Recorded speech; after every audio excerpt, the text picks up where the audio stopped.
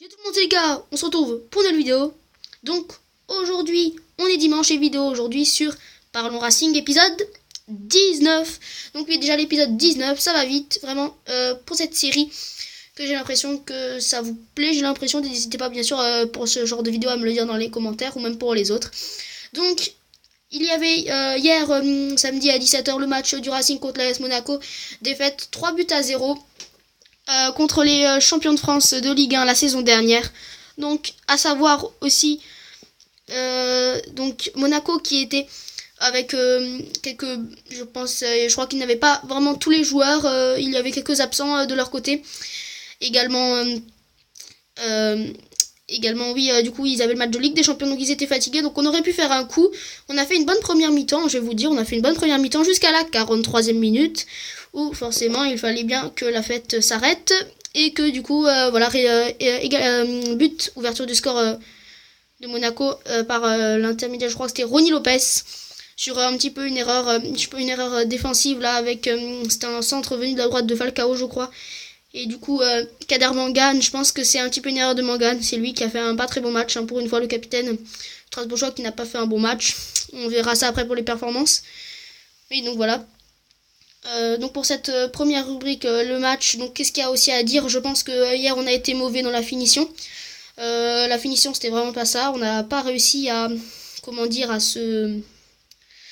On avait beaucoup d'occasions pour ouvrir le score. Je pense que sur 5 grosses occasions, si on en met 5, il y en a au moins 2, on avait des occasions de marquer. Alors il y en a une qui est forcément à Oulu, il est juste devant le but, il est juste devant le but, enfin c'est un centre. Le gardien sort pas, il a juste à mettre la tête, il a juste à la mettre, le gardien ne l'a pas, il la met au-dessus, il veut encore lober le gardien alors qu'il est à 2 mètres du but. Il est devant le but à 2 mètres et il veut essayer de lober le gardien. Forcément qu'il va la mettre au-dessus, c'est logique. Là, ça se voit que c'est encore une erreur.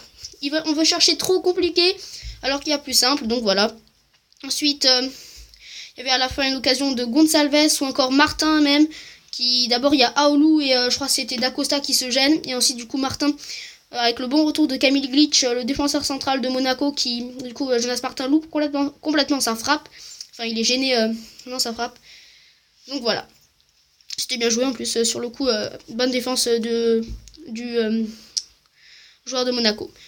Donc voilà, il n'y a pas grand chose à dire sur ce point là. Il y a eu vraiment des bons joueurs, hein. Il y a eu des bonnes choses, hein. Hier notamment j'ai pensé à Dacosta, hein, qui a encore fait un bon match, hein. Donc voilà, il faut faire confiance à ce genre de joueurs. Mais encore une fois, hein, des erreurs de coaching et des titularisations qui m'ont étonné par rapport à ce qui s'est passé à Amiens. On aurait dû un petit peu plus changer la compo.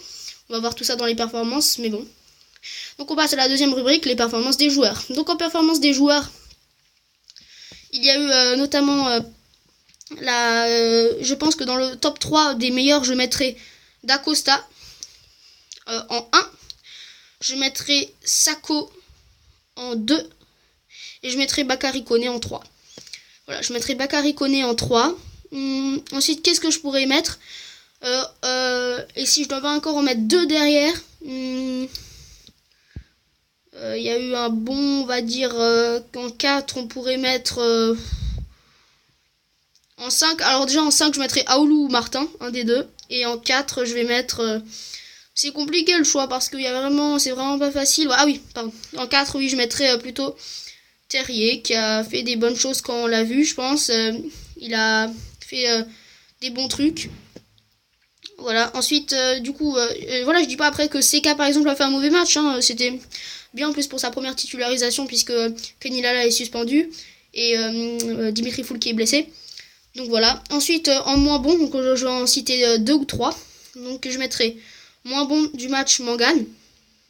Ah oui, aussi on pourrait mettre à la 5ème place, c'est entre 3, on pourrait aussi mettre le gardien qui a fait on va dire un bon match, il a fait un bon match, ouais.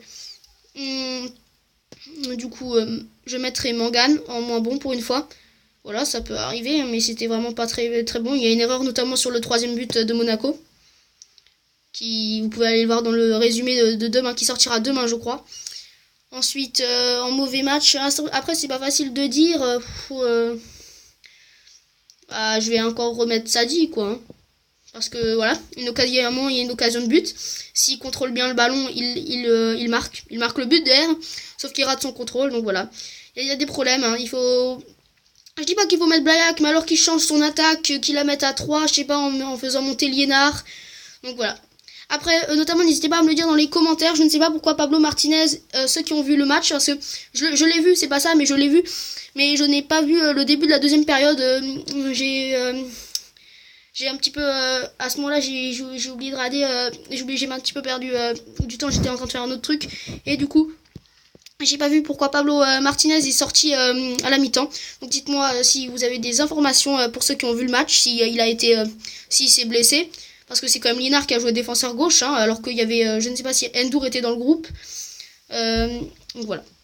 Donc maintenant on passe à la troisième rubrique, les nouvelles infos. Donc en nouvelles infos, Kenny Lala est suspendu un match. Donc voilà, c'était le match contre Monaco, je crois. Du coup, normalement, il devrait revenir contre Nantes. Et encore une info. Également, donc Abdallah Ndour, il y avait une vidéo sur lui sur le Racing, sur la chaîne YouTube du Racing. Donc vous n'hésitez pas bien sûr à aller la voir pour dire que je pense qu'il va bientôt reprendre. Là normalement il devrait reprendre début septembre, c'était prévu, donc il devrait revenir. Donc n'hésitez pas à aller voir sur la chaîne YouTube du Racing la vidéo qui était sur une interview de Abdallah Ndour, le défenseur gauche du Racing, club de Strasbourg, Alsace. Donc maintenant on passe à la quatrième rubrique, les blessés. Donc en blessé pour ce match, il y avait Benjamin Cornier.